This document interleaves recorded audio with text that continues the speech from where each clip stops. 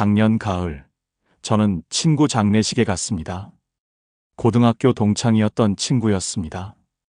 69에 갑자기 세상을 떠났습니다. 장례식장에는 사람들이 많았습니다. 그런데 이상한 광경을 목격했습니다. 고인의 두 아들이 서로 싸우고 있었습니다. 작은 아들이 큰 아들에게 소리쳤습니다. 형은 10년 동안 한 번도 안 왔잖아. 이제 와서 무슨 효자 행세야? 큰 아들이 대꾸했습니다. 너도 마찬가지잖아. 명절에만 잠깐 왔다 가면서. 두 아들 모두 울고 있었습니다. 그런데 그 눈물은 슬픔이 아니었습니다. 후회였습니다. 죄책감이었습니다. 왜 진작 자주 오지 않았을까? 왜 더 잘해드리지 않았을까? 저는 그날 밤 잠을 이룰 수가 없었습니다. 제 아들 둘도 저를 자주 찾아오지 않습니다. 명절에 잠깐 얼굴 비추는 게 전부입니다. 전화도 한 달에 한 번 할까 말까 합니다. 그렇다면 제가 죽으면 제 아들들도 그렇게 울까? 아버지 살아계실 때 더 잘해드릴 걸. 이렇게 후회하면서 그날 이후로 저는 결심했습니다. 살아있을 때 자녀들이 먼저 찾아오게 만들자. 죽어서 후회하게 만들지 말자. 오늘 그 비밀을 여러분과 나누려 합니다. 이 영상이 도움이 되신다면 구독과 좋아요 꼭 눌러주시고 댓글로 여러분의 경험도 들려주십시오. 자, 본격적으로 시작하겠습니다. 제 이야기부터 솔직하게 털어놓겠습니다. 저는 평생 아버지를 원망하며 살았습니다. 아버지는 술을 드셨습니다. 술만 드시면 어머니한테 소리를 지르셨습니다. 저는 그런 아버지가 싫었습니다. 초등학교 4학년 때였습니다. 제가 반에서 1등을 했습니다. 너무 기뻐서 집에 뛰어들어가며 외쳤습니다. 아빠, 나 1등 했어. 시험지를 펄럭이며 아버지께 보여드렸습니다. 아버지는 소파에 앉아 계셨습니다. 제 시험지를 한참 들여다보시더니 이렇게 말씀하셨습니다. 틀린 거 하나 있네. 이건 왜 틀렸어? 그게 전부였습니다. 잘했다는 말씀은 없었습니다. 저는 그날 방으로 들어가 혼자 울었습니다. 그 장면이 지금도 눈에 선합니다. 아버지가 앉아 계시던 소파의 색깔까지 기억납니다. 갈색이었습니다. 낡고 해진 갈색 소파였습니다. 그날 이후로 저는 아버지한테 제 이야기를 하지 않게 됐습니다. 무슨 일이 있어도 혼자 해결했습니다. 아버지는 어차피 제 말을 들어주지 않으실 테니까요. 중학교 때, 고등학교 때, 대학교 때 저는 아버지와 단 한 번도 제대로 된 대화를 나눠본 적이 없습니다. 그렇게 20년이 흘렀습니다. 아버지가 68이 되셨을 때였습니다. 어머니한테서 전화가 왔습니다. 아버지가 병원에 계신다. 췌장암 말기였습니다. 의사 선생님이 말씀하셨습니다. 석 달 정도 남으셨습니다. 저는 그제야 정신이 번쩍 들었습니다. 아버지와 대화할 시간이 석 달밖에 없다. 병실에서 아버지를 마주했습니다. 아버지는 많이 야위어 계셨습니다. 저는 용기를 내서 물었습니다. 아버지, 제가 초등학교 때 1등 했을 때 기억하세요? 아버지가 고개를 끄덕이셨습니다. 그때 아버지가 틀린 거 하나 있다고만 하셔서 저 많이 속상했어요. 왜 잘했다는 말씀은 안 해주셨어요? 아버지는 한참 동안 말씀이 없으셨습니다. 그러다 작은 목소리로 말씀하셨습니다. 미안하다. 아버지가 그런 말을 어떻게 하는지 몰랐다. 우리 아버지도 나한테 한 번도 그런 말 안 하셨거든. 그 순간 제 가슴이 무너졌습니다. 아버지도 아버지한테서 사랑받는 법을 배우지 못하신 거였습니다. 아버지도 평생 인정받고 싶었던 아들이었던 거였습니다. 저는 그날 처음으로 아버지 손을 잡았습니다. 40평생 처음이었습니다. 아버지 사랑합니다. 아버지가 우셨습니다. 제가 태어나서 처음 보는 아버지의 눈물이었습니다. 2달 후 아버지는 돌아가셨습니다.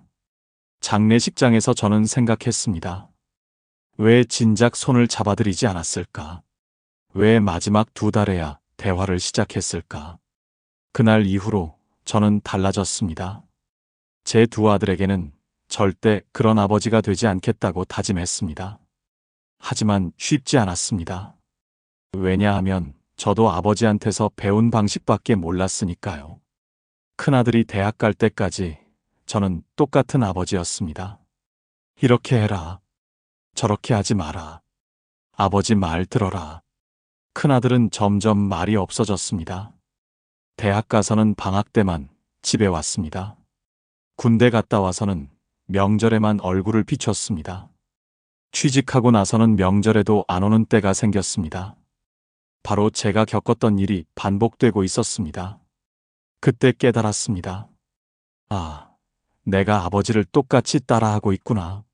그날 밤 큰아들에게 전화를 걸었습니다. 손이 떨렸습니다. 아들아, 내 아버지, 아빠가 미안하다. 전화기 너머로 침묵이 흘렀습니다. 아빠가 너한테 할아버지가 아빠한테 했던 것과 똑같이 했구나. 내 마음을 한 번도 물어본 적이 없었어. 너를 인정해 준 적도 없었고, 정말 미안하다. 아들의 목소리가 떨렸습니다. 아버지, 앞으로는 달라지려고 한다. 이제라도 늦지 않았으면 좋겠다. 그날 통화는 10분도 안 걸렸습니다. 하지만 그게 시작이었습니다. 일주일 후 큰아들이 집에 왔습니다. 20년 만에 처음으로 그냥 아버지 얼굴 보고 싶어서요 하면서 왔습니다. 여러분, 제가 뭘 바꿨는지 아십니까? 단 한 가지였습니다. 제가 먼저 미안하다고 말한 것. 그게 전부였습니다. 오늘 여러분께 드리고 싶은 말도 이겁니다. 우리가 부모님한테서 배운 방식이 전부가 아닙니다. 그 방식이 틀렸다면 우리가 바꾸면 됩니다. 자녀에게 우리가 받지 못한 사랑을 줄 수 있습니다. 그게 대물림을 끊는 겁니다. 이제 구체적으로 말씀드리겠습니다. 어떻게 바뀌어야 하는가? 제가 만난 한 어머니 이야기를 들려드리겠습니다. 그분은 72살이셨습니다. 딸이 둘 있는데 둘 다 연락을 끊었다고 하셨습니다. 7년째 얼굴을 못 봤다고 하셨습니다. 제가 뭘 잘못했는지 모르겠어요. 저는 조심스럽게 물었습니다. 마지막으로 딸들과 통화하셨을 때 무슨 말씀하셨습니까? 별다른 말 없었어요. 그냥 언제 올 거냐, 돈은 잘 벌고 있냐, 남편은 잘해주냐, 그런 거였어요. 딸들이 뭐라고 답하던가요? 네네 하더니 금방 끊더라고요. 그래서 제가 화를 냈어요. 엄마 말 제대로 듣고나 있냐고. 그 후로는요? 문자를 보냈는데 답이 없어요. 엄마가 너희를 키우려고 얼마나 고생했는지 아느냐는 긴 문자를 보냈는데 읽고도 답이 없더라고요. 여러분, 뭐가 문제인지 보이십니까? 그 어머니는 질문만 하셨습니다. 확인만 하셨습니다. 그리고 자기 고생을 강조하셨습니다. 하지만 딸을 인정하는 말은 단 한 번도 하지 않으셨습니다. 저는 그 어머니께 제안했습니다. 한 달만 제 말대로 해보시겠습니까? 뭘 하면 됩니까? 첫째, 질문을 멈추십시오. 대신 어머님 이야기를 하십시오. 둘째, 고생했다는 말을 멈추십시오. 대신 감사하다고 말하십시오. 셋째, 딸이 뭘 하든 일단 인정부터 하십시오. 그분은 반신반의하셨습니다. 하지만 해보겠다고 하셨습니다. 한 달 후, 그 어머니한테서 전화가 왔습니다. 목소리가 완전히 달라져 있었습니다. 선생님, 큰딸한테서 전화가 왔어요. 7년 만에 처음이에요. 무슨 일이 있었습니까? 제가 선생님 말씀대로 했어요. 복지관에서 서예를 배우기 시작했어요. 그리고 딸한테 짧은 문자를 보냈어요. 엄마, 요새 붓글씨 배워. 재밌어. 너도 잘 지내지? 이렇게요. 고생했다는 말도 안 하고, 언제 오냐는 말도 안 하고. 그래서요? 이틀 후에 딸한테서 전화가 왔어요. 엄마, 붓글씨 배우세요. 신기하네요. 재밌으세요? 하더라고요. 그래서 제가 응, 재밌어. 엄마가 이런 거 배우는 게 이상하지? 했더니 아니요, 좋아요. 엄마 목소리 밝으셔서 좋아요 하더라고요. 그 어머니는 울먹이셨습니다. 선생님, 딸이 다음 주에 온대요. 엄마 붓글씨 보고 싶다고? 7년 만에 처음이에요. 여러분, 뭐가 바뀐 겁니까? 어머니가 자기 인생을 살기 시작한 겁니다. 딸을 통제하려 하지 않은 겁니다. 그랬더니 딸이 돌아온 겁니다. 이게 비밀입니다.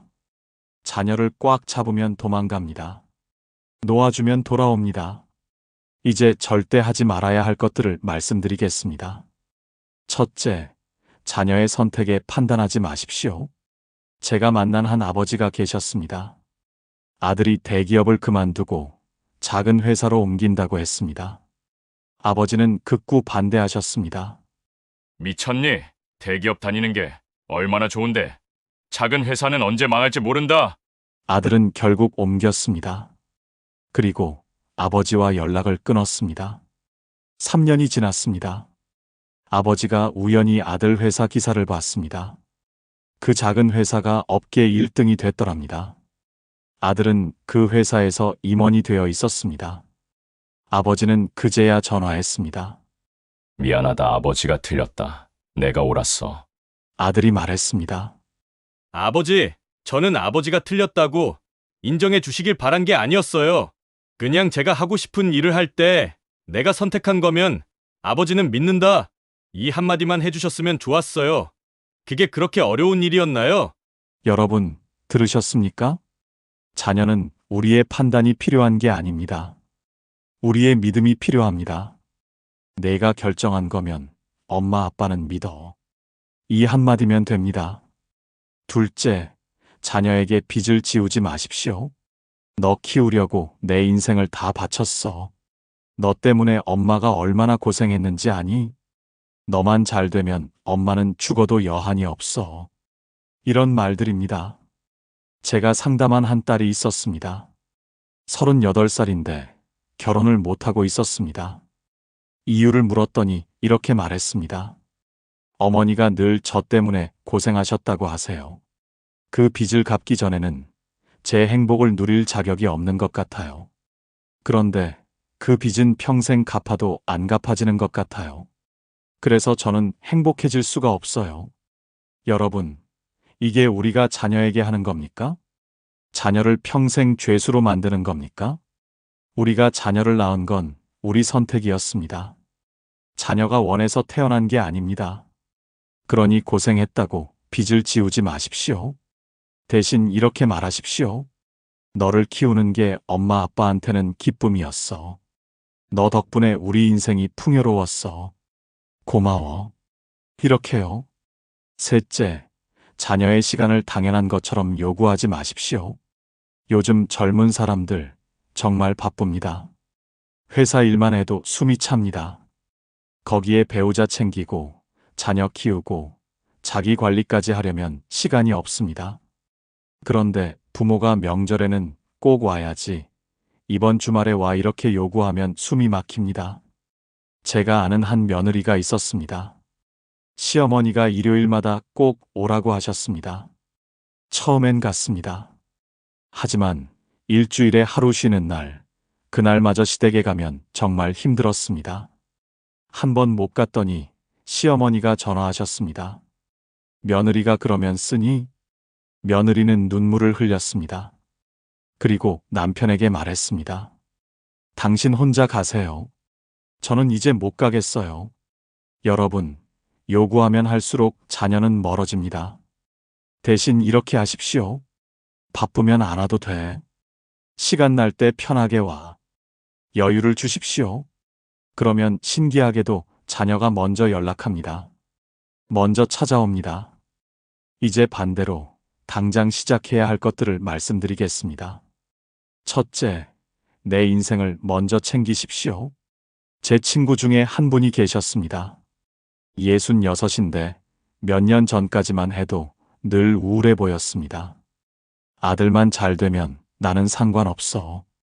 이렇게 말씀하셨습니다. 그런데 어느 날 아내가 말했답니다.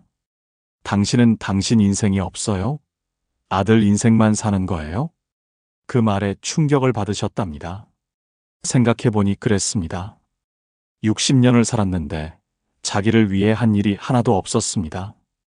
그날 이후로 달라지셨습니다. 산악회에 나가기 시작하셨습니다. 처음엔 힘들었는데 하다 보니 재밌더랍니다. 일주일에 2번씩 산에 오르셨습니다. 표정이 밝아졌습니다. 목소리에 활력이 생겼습니다. 그러자 신기한 일이 벌어졌습니다. 아들이 먼저 관심을 갖기 시작했습니다. 아버지 요새 등산 다니세요? 재밌으세요? 그리고 어느 날 아들이 말했습니다. 아버지, 저도 다음에 같이 가도 돼요? 그 친구가 제게 이렇게 말했습니다. 내가 아들 걱정만 할 때는 아들이 나를 피했어. 그런데 내가 내 인생을 즐기니까 아들이 관심을 갖더라고. 참 신기하지? 여러분, 이게 핵심입니다. 내가 행복해야 자녀도 편안합니다. 내가 즐거워야 자녀도 가까이 옵니다. 그러니 나를 위한 일을 하나 찾으십시오. 운동이든 취미든 친구 모임이든 일주일에 2~3번 나만의 시간을 가지십시오. 둘째, 자녀의 작은 것도 크게 인정하십시오. 우리는 자녀에게 인색합니다. 잘해도 당연한 거지하고 넘어갑니다. 대신 못한 것만 지적합니다. 제가 만난 한 딸이 있었습니다. 43인데 회사에서 승진했습니다. 기뻐서 아버지한테 전화했습니다. 아버지, 저 승진했어요. 아버지가 뭐라고 하셨을까요? 그래. 그런데 승진하면 일이 더 많아지는 거 아니야? 몸 안 상하게 조심해.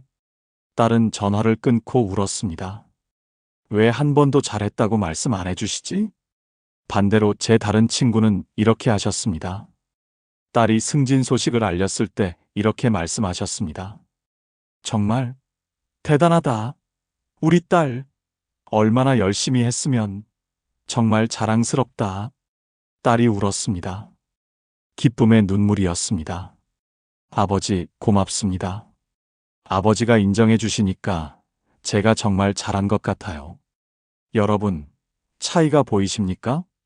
한 분은 딸을 멀어지게 만들고 한 분은 가까이 오게 만들었습니다. 잘하고 있구나. 대단하다. 내가 자랑스럽다. 이 말들을 아끼지 마십시오. 셋째, 자녀가 힘들 때 조언 말고 공감하십시오. 자녀가 힘든 일을 겪으면 우리는 자주 이렇게 말합니다. 그러니까 내가 그러지 말랬잖아. 그건 이렇게 해결하면 돼. 우리는 도와주려고 이렇게 말합니다. 하지만 자녀가 원하는 건 조언이 아닙니다. 공감입니다. 힘들었겠다. 그래, 내 마음 이해해. 이런 말들입니다. 제가 아는 한 아들이 있었습니다. 회사에서 큰 실수를 했습니다. 괴로워서 어머니한테 전화했습니다.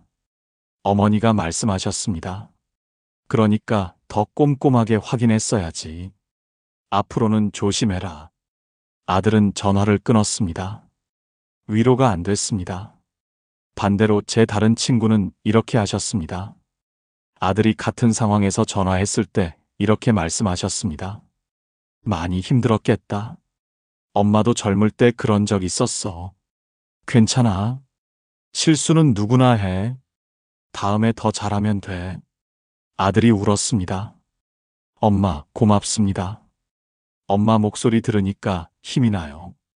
여러분, 조언은 머리로 전달되지만 공감은 마음으로 전달됩니다. 넷째, 부부가 화목하게 지내십시오. 자녀에게 줄 수 있는 가장 큰 선물이 바로 이겁니다. 제가 상담한 한 아들이 있었습니다. 51살인데 불안장애가 있었습니다. 이유를 물었더니 이렇게 말했습니다. 부모님이 평생 싸우셨어요. 제가 어렸을 때부터 지금까지요. 명절만 되면 제 가슴이 답답해요. 부모님이 또 싸우실까 봐요. 부모의 불안은 자녀에게 평생의 상처가 됩니다. 그러니 자녀 앞에서는 서로를 존중하십시오. 여보, 고맙습니다. 오늘 음식 맛있네요. 수고하셨어요. 이런 작은 말들이 자녀에게는 큰 안정감을 줍니다. 이제 추억에 대한 이야기를 하겠습니다. 우리가 자녀에게 남겨줄 수 있는 가장 큰 유산이 뭔지 아십니까? 돈이 아닙니다. 집도 아닙니다. 바로 따뜻한 기억입니다. 좋은 추억입니다. 저는 아버지가 돌아가신 후에야 이걸 깨달았습니다. 아버지와 함께 보낸 40년.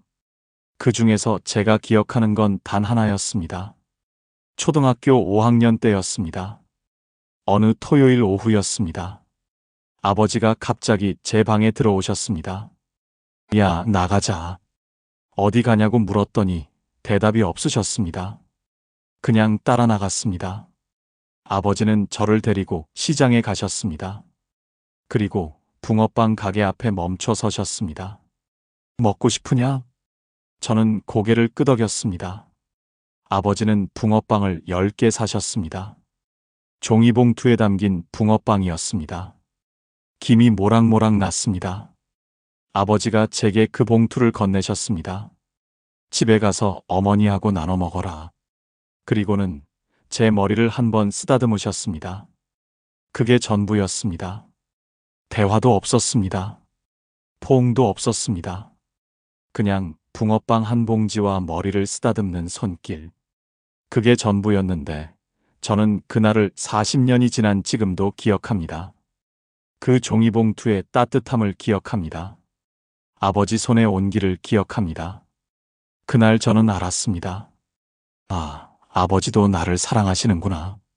말로는 한 번도 하지 않으셨지만 저는 그날 느꼈습니다.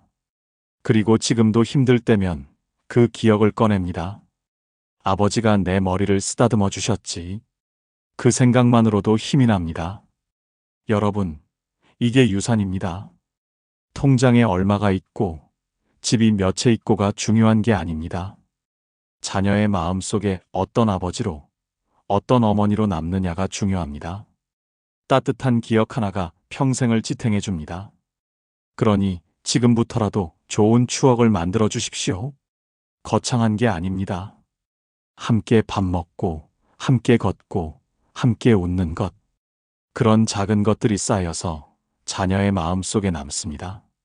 제가 마지막으로 한 가지 이야기를 더 들려드리겠습니다. 제 큰아들이 작년에 결혼했습니다. 결혼식 전날 밤 아들이 제 방으로 왔습니다. 아버지, 잠깐 이야기할 수 있어요? 무슨 일이냐고 물었더니 아들이 이렇게 말했습니다. 아버지, 제가 아버지한테 고마운 게 하나 있어요. 뭔데? 아버지가 변하셨잖아요. 제가 대학교 다닐 때부터요. 그전에는 늘 이렇게 해라, 저렇게 해라 하시다가 어느 날부터 내가 하고 싶은 대로 해라. 아빠는 믿는다 하셨잖아요. 저는 그때가 기억났습니다. 그랬지.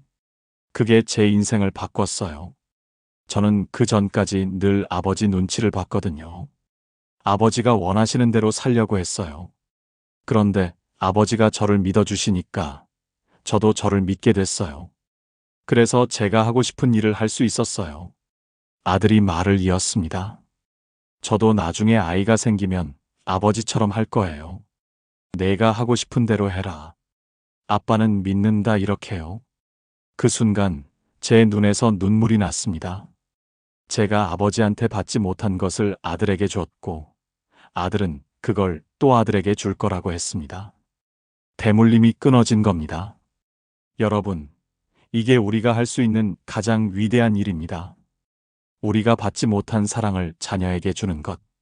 그래서 다음 세대는 더 나은 부모가 되게 하는 것. 이제 정리하겠습니다. 오늘 여러분께 숙제를 드립니다. 오늘 저녁 자녀에게 전화하십시오. 그리고 질문하지 마시고 이 한마디만 하십시오. 사랑한다. 그리고 끊으십시오. 이번 주 안에 나만을 위한 일을 하나 시작하십시오. 운동이든 취미든 친구 모임이든 일주일에 2번 이상 하십시오. 그리고 다음에 자녀를 만나면 잔소리 대신 이렇게 말하십시오. 잘하고 있구나. 내가 자랑스럽다. 이 3가지만 하십시오. 석 달 후 분명히 달라집니다. 제가 처음에 말씀드렸던 친구 장례식 기억하십니까? 2 아들이 후회하며 우는 모습. 저는 그날 결심했습니다. 살아있을 때 자녀들이 먼저 찾아오게 만들자고. 그리고 제가 먼저 바뀌었습니다. 그랬더니 이제 아들들이 명절이 아니어도 집에 옵니다. 아버지 목소리 들으니까 좋네요. 이런 말을 합니다. 여러분도 할 수 있습니다. 늙어서도 늘 보고 싶은 부모. 그런 부모는 특별한 사람이 아닙니다. 그냥 자녀를 있는 그대로 믿어주고 자기 인생을 즐기며 따뜻한 한마디를 아끼지 않는 사람입니다. 자녀를 바꾸려 하지 마십시오. 내가 먼저 바뀌십시오. 그러면 모든 것이 달라집니다. 오늘부터 그런 부모가 되십시오. 오늘 이야기가 도움이 되셨다면 빛나는 인생의 지혜 채널을 구독해 주시고 좋아요와 댓글 부탁드립니다. 여러분은 어떤 부모로 기억되고 싶으신가요? 댓글로 나눠주십시오. 여러분 모두 건강하시고 행복하십시오. 감사합니다.